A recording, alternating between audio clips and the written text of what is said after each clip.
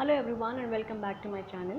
In this video I'll be telling you how to use your pillow while you are sleeping. यानी सोते वक्त आप तकिए का इस्तेमाल किस तरीके से कीजिए ताकि जब आप सुबह उठें तो आप फ्रेश उठें, रिलैक्स उठें, ना कि आप गर्दन में दर्द के साथ या किसी तरीके की स्टिफनेस के साथ या हेडेक के साथ। अगर आप रात को बहुत ही कंफर्टेबली सोए हैं तो जब आप सुबह उठेंगे हाउ यू शुड फील।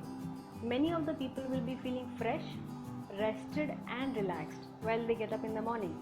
लेकिन अगर इन तीनों चीज़ों में से आपको कुछ भी नहीं फील हो रहा और आपको लग रहा है कि rather there is some stiffness in the neck और देयर इज सम पेन या कुछ एक है और बहुत से लोगों को हेडेक भी मिलेगा, तो इसका मतलब ये है कि क्या तो आप गलत तरीके का पिलो यूज़ कर रहे हो या आप उसको गलत तरीके से यूज़ कर रहे हो। इस वीडियो में मैं आपको ये बताने वाली हूँ कि अगर आप कोई पिलो यूज़ कर रहे हो तो उसको यूज़ कैसे किया जाए ताकि जब आप सुबह उठें तो आपको इनमें से कोई प्रॉब्लम ना हो। साथ ही साथ मैं आपको ये भी बताने वाली हूँ कि आपको तकिया किस तरीके से इस्तेमाल नहीं करना है। Now we know that pillow आपको बहुत अलग अलग शेप में और साइज़ के मिलेंगे, लेकिन आपके लिए कौन सा पिलो का साइज़ परफेक्ट है या कौन सा साइज़ आपके लिए एब्सोल्युटली करेक्ट है और ये आप खुद कैसे पता लगा सकते हो कि कौन सा पिलो का साइज़ आपको सूट करेगा। If you want to know this तो इस वीडियो को लास्ट तक देखो, बिकॉज लास्ट में मैं आपको ये बताने वाली हूँ कि आप खुद का असेसमेंट कैसे कर सकते हैं to decide appropriate size of pillow for yourself.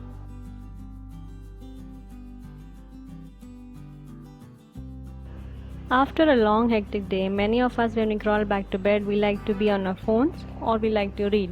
और ये सब करते वक्त हम दो पिलो यूज़ करते हैं। It's absolutely fine if we are doing these things. पर सोते वक्त भी हम दो पिलो लगा के सो जाते हैं, which is not considered good.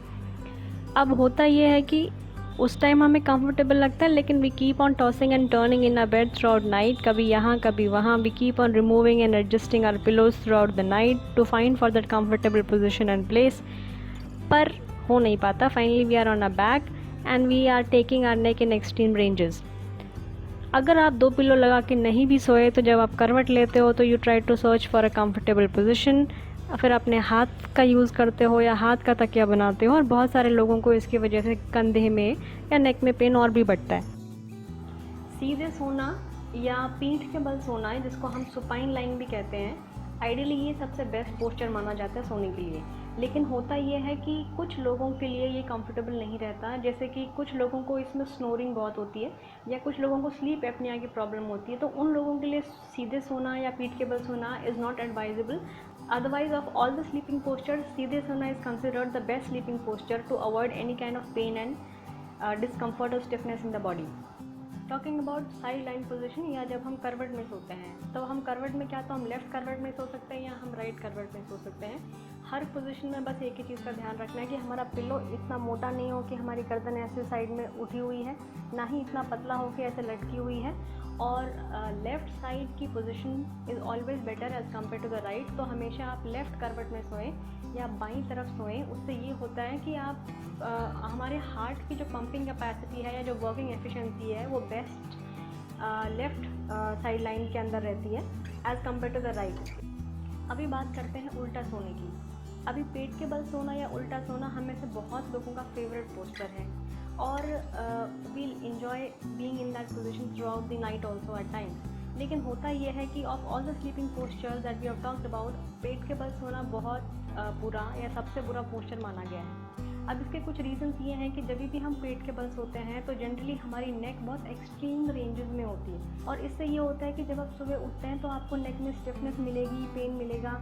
एक और प्रॉब्लम जो इसमें देखी गई है वो ये है कि जो लोग पेट के बल ज़्यादा सोते हैं उनको हेडेक की फ्रीक्वेंसी ज़्यादा रहती है। तो अगर आपको लगता है कि आपको हेडेक की प्रॉब्लम बार बार हो रही है या बहुत फ्रीक्वेंटली आपको हेडेक की शिकायत रहती है, तो आप ये नोट करो कहीं आप पेट के बल तो नहीं सो रहे बहुत ज़्यादा। अगर आपका जवाब हाँ है तो this could be one of the reason जिसकी वजह से आपको बार बार हेडेक होता है। और तीसरी चीज़ ये कि होते हैं तो हमारा फेस ज़्यादातर is in contact with the bed और ये इस पोजीशन में कंप्रेस पोस्चर में रहता है। अब this leads to development of early wrinkles, तो बुढ़ापा थोड़ा जल्दी आना शुरू हो जाता है, which is bad news for girls I guess. Already जिस तरीके से हमारी लाइफस्टाइल है, हम ज़्यादातर क्या तो फ़ोन पे इस पोस्चर में रहते हैं या हम दिन में लैपटॉप पे या कंप्यूटर्स पे काम करते हैं, which also requires this kind of posture, जिसमें गर्दन हमारी झुकी रहती है, फॉरवर्ड बेंड रहती है, या हमारे शोल्डर्स ऐसे राउंडेड रहते हैं। अब अगर सोते वक्त भी हम ऐसा ही कुछ कर रहे हैं जिसमें कि हमने 2 पिलो लगा लिए हैं और हमारी नेक कॉन्स्टेंटली इस पोस्चर में है, तो we are kind of already जो हमारा पोस्चर जो पहले से ख़राब हो रहा है बिकॉज ऑफ हमारी लाइफस्टाइल, उसको हम और बढ़ाने में मदद कर रहे हैं गलत तरीके से सो के या गलत तरीके का पिलो का यूज़ करके। We always should try to maintain the neutral position of the spine. अब न्यूट्रल पोजीशन समझते हैं कि क्या है। न्यूट्रल पोजीशन का मतलब है कि हमारी स्पाइन की नेचुरल पोजीशन जो है, या जो नेचुरल पोस्चर हमारा है। हमारा नेचुरल पोस्चर ऐसे नहीं है, हमारा नेचुरल पोस्चर ऐसे है। अगर आप साइड लाइन से देखें तो ये हमारा नेचुरल पोस्चर है, और अगर आप सामने से देखें तो ये हमारा नेचुरल पोस्चर है, ना कि ये, और ना ही आगे की तरफ झुकना। अब होता ये है कि बिकॉज हमारी लाइफस्टाइल की वजह से हम ऑलरेडी इस पोस्चर में होते हैं और फिर हम गलत तरीके से सोते हैं, तो फाइनली हमारा नॉर्मल पोस्चर तो ख़राब होता जा रहा है और ये हमारा न्यू नॉर्मल बनता जा रहा है, जो कि एक एबनॉर्मल पोस्चर है। आपको अगर अपना पोस्चर असेस करना है तो एक बहुत छोटा सा टेस्ट करके देखिए। आप बिल्कुल सीधे खड़े हो जाइए मिरर के सामने, और सीधे खड़े होकर आप अपना दोनों कानों का लेवल देखिए आपके शोल्डर से, और आप असेस कर पाओगे कि अगर दोनों कानों का डिस्टेंस आपके शोल्डर टिप से बराबर है दोनों तरफ, तो आपकी नेक न्यूट्रल पोजीशन में है या आपका न्यूट्रल पोस्चर स्टिल मेंटेन। लेकिन अगर आप पाओगे कि आपका एक तरफ का डिस्टेंस कम है और दूसरी तरफ का ज़्यादा है और वाइस वर्सा, दैट मीन्स आपकी गर्दन एक तरफ कहीं ना कहीं झुकी हुई है। कई बार आपका शोल्डर भी रेज मिलेगा, लेकिन वो भी आपको मिरर में दिख जाएगा कि आपका एक तरफ का कंधा ज़्यादा उठा हुआ है as compare to the other. और आप साइड में ऐसे खड़े होकर देखिए, अगर आपका कान का टिप अगेन अगर आपकी शोल्डर के साथ एक लाइन में है तो आपका posture is still good, there is no need to worry. लेकिन अगर आप पाएंगे कि आपका कान एक तरफ आगे की तरफ झुका हुआ है या पीछे की तरफ है, तो आपका पोस्चर फॉरवर्ड हेड पोस्चर या राउंडेड शोल्डर की तरफ जा रहे हैं। आइए आप देखते हैं कि आपको तकिया यूज़ कैसा करना चाहिए।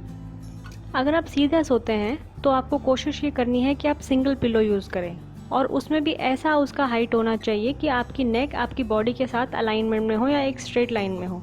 अगर ऐसा पॉसिबल नहीं है तो इस तरीके का एक आप होममेड रोल यूज़ कर सकते हैं, और ये आपकी गर्दन के पीछे जहाँ पर हमारी सर्वाइकल लॉर्डोसिस जिसको बोलते हैं, या ये कर्व नेचुरली होता है हमारी गर्दन के पीछे, आपको सिर्फ उसको सपोर्ट देना है।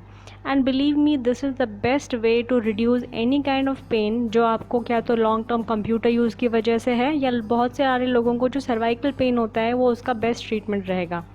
अगर आप वैसा पिलो नहीं बना पाते तो बेस्ट आपका मेथड जो रहेगा वो ये ऐसा, आप एक तौलिया लीजिए, उसको इस तरीके से रोल कीजिए, और उसके बाद उसको अपनी गर्दन के उस कर्व के नीचे लगा के रात भर सो सकते हैं, और सुबह तक आपको किसी तरीके का पेन या स्टिफनेस या कुछ भी अनकंफर्टेबल फीलिंग नहीं रहेगी।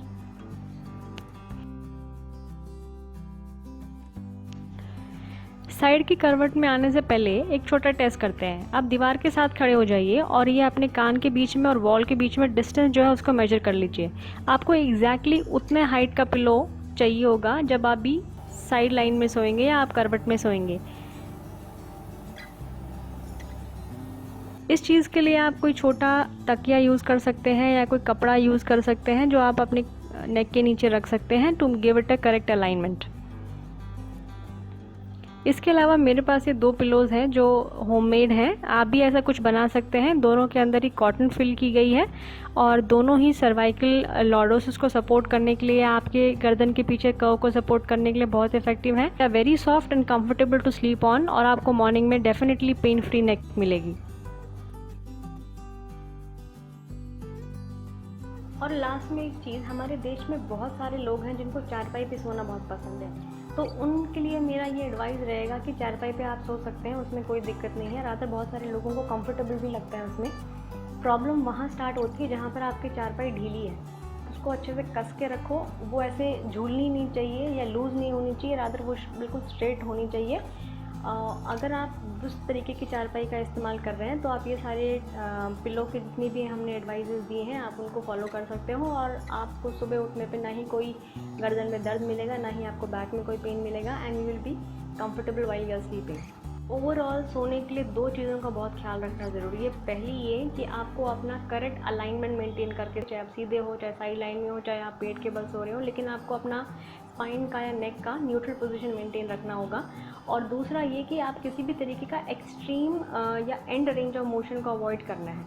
अगर वो आप करते हो तो you can sleep comfortably, easily and have a really nice sleep. अगर आपको इनमें से कोई भी टिप पसंद आई तो हमें ज़रूर बताएं।